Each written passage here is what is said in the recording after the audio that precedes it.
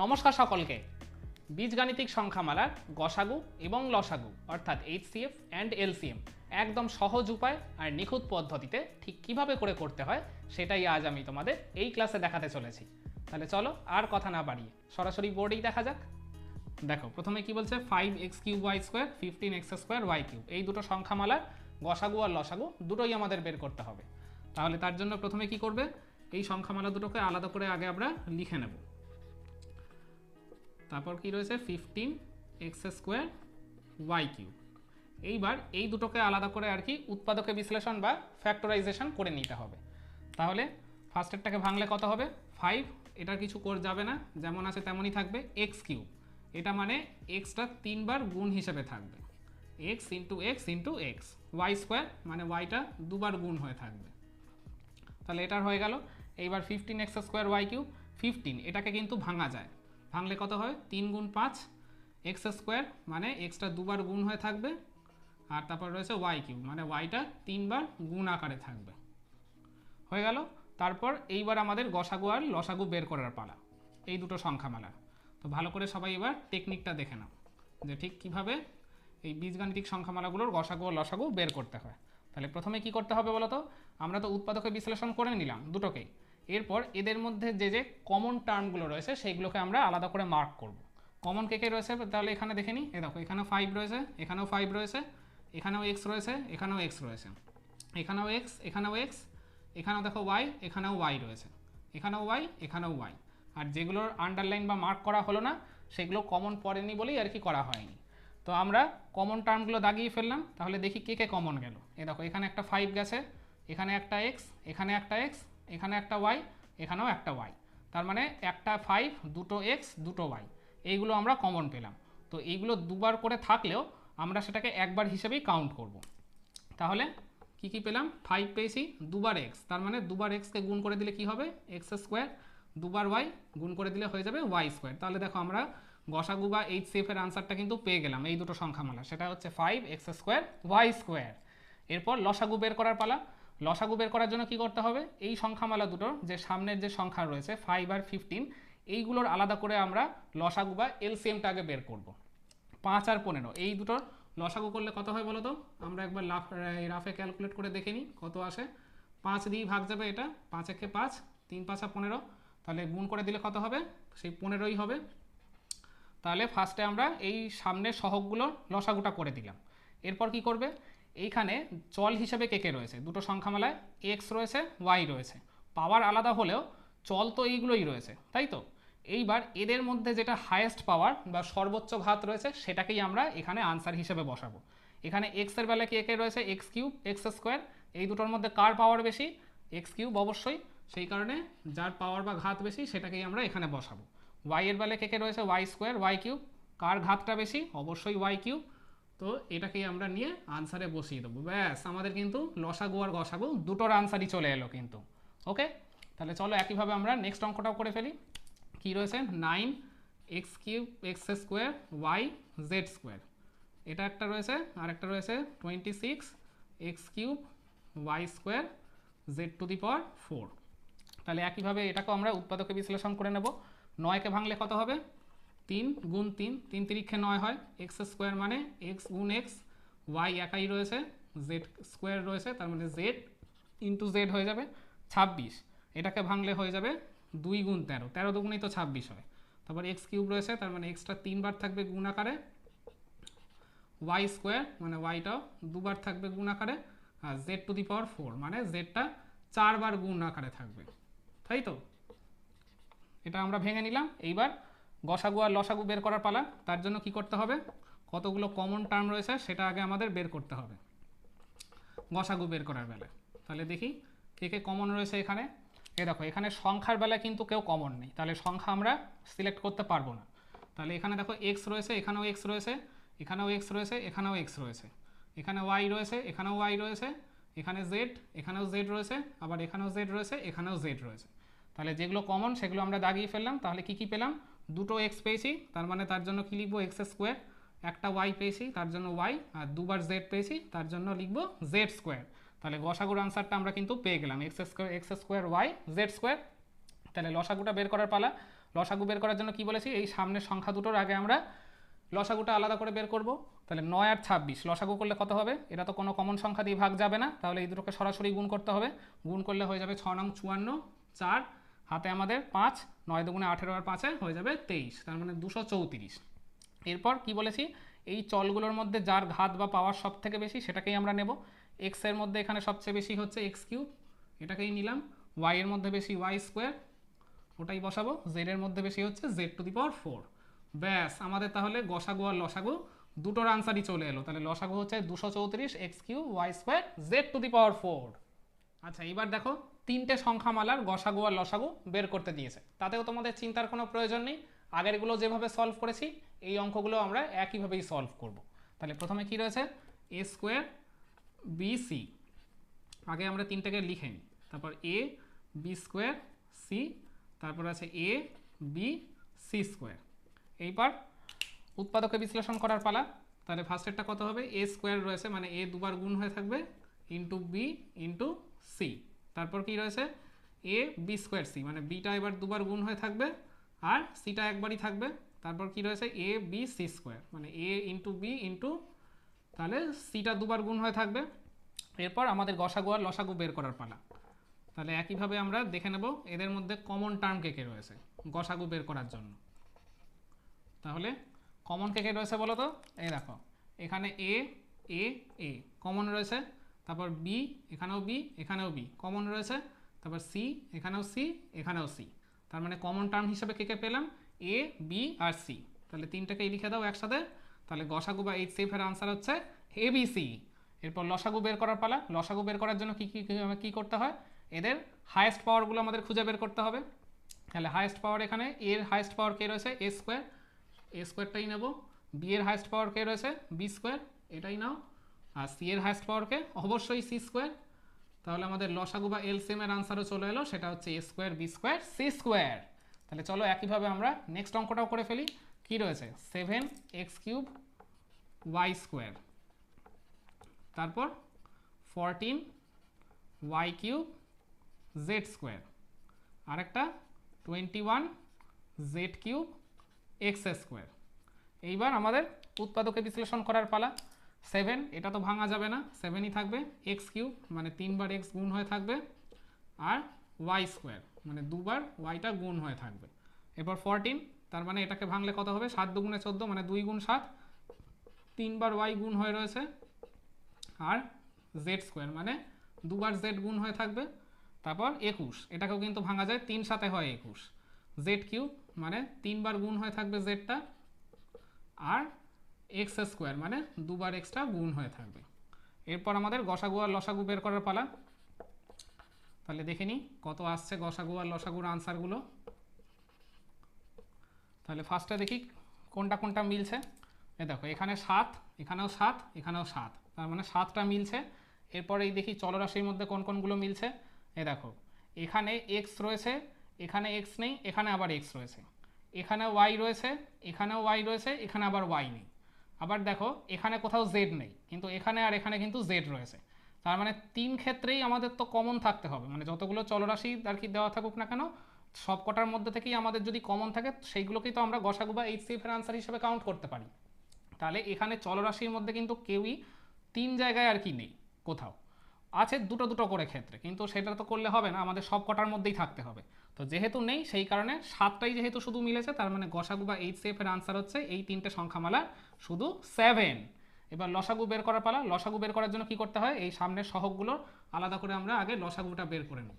7, 14, 21 এদের লসাগু করলে কত হয়, 7 দিয়ে যাবে, 7 একে 7, 7 দুগুণে 14, 3 7 21, 7 দুগুণে 14, 3 14 42।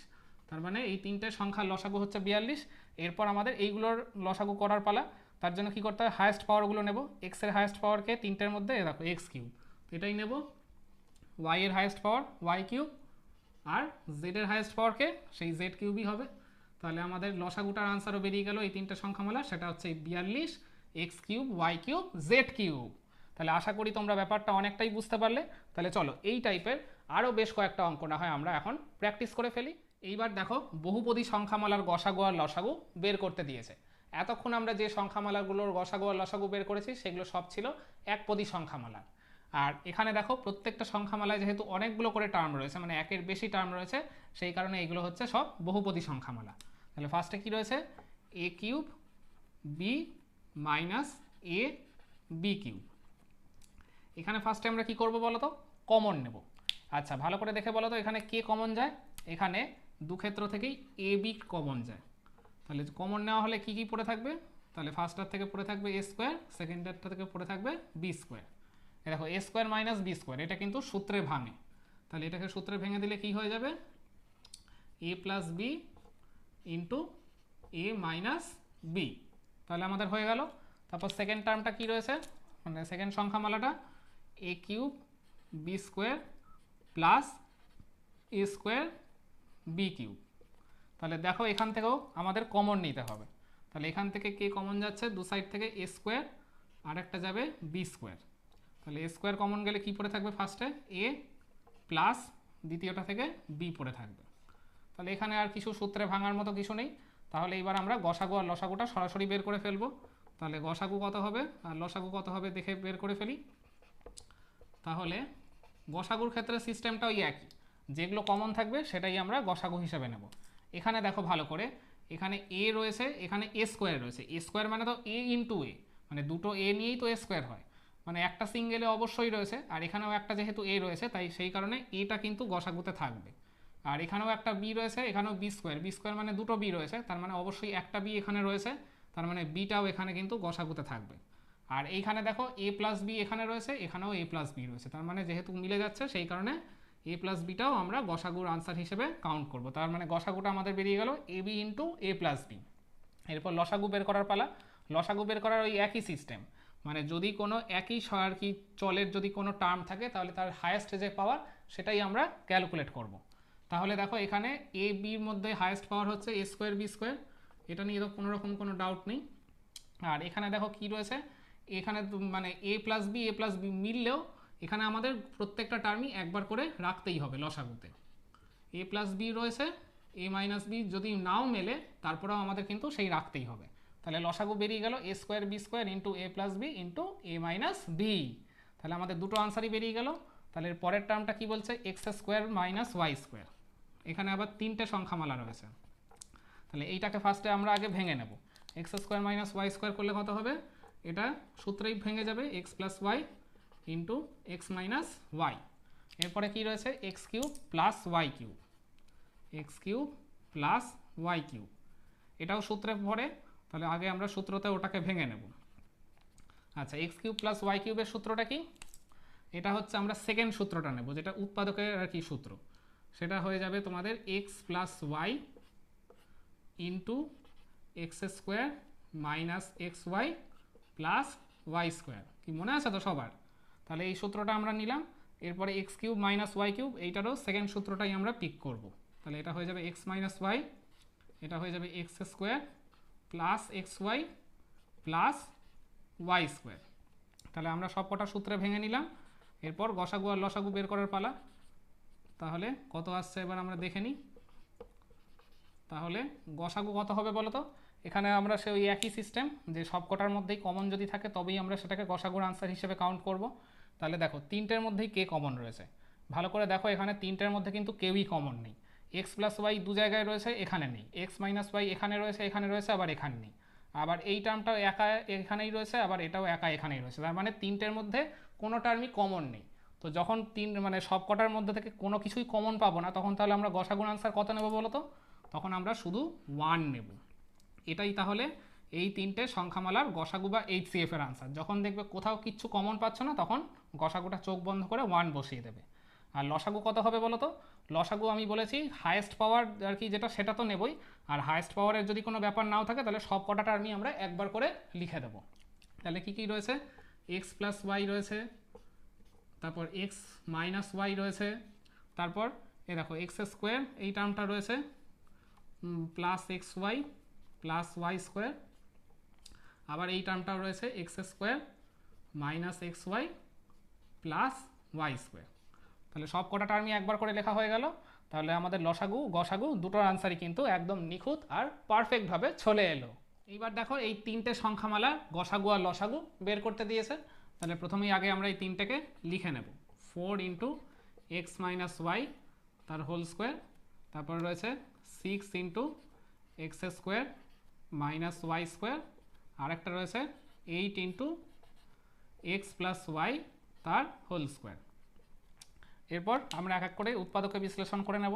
তাহলে 4 এটাকে তো ভাঙা যাবে, কত হবে 2 গুণ 2, আর x minus y whole square রয়েছে, এটাকে আর কিছু ভাঙবে না, যেমন আছে সেরকমই রেখে দেবে। এইরকম হোল স্কোয়ার, হোল কিউব এই ফরমেশনে যদি কোনো টার্ম থাকে ওটাকে ভুলেও তোমরা কখনো ভাঙতে যাবে না, keep it as it is, যেরকম আছে সেরকমই রেখে দাও। তারপর কি রয়েছে 6 into x square minus y square, 6টা তো ভাঙবে, 3 দুগুণে 6, 2 গুণ 3 into x square minus y square, এইটাকে আমরা সূত্রে ভাঙবো, x plus y into x minus y.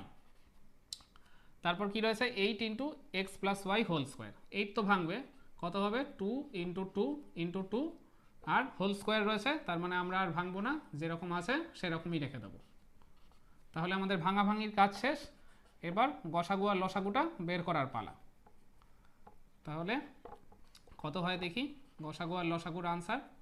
তাহলে গসাগুর ক্ষেত্রে ওই একই সিস্টেম, যেগুলো মিলবে সেগুলোকেই আর কি আমরা মার্ক করব। ফার্স্টে দেখো 2 মিলছে, এখানেও 2, এখানেও 2, আর বাকি টার্মগুলোর মধ্যে দেখো কেউই কিন্তু আর মিলছে না।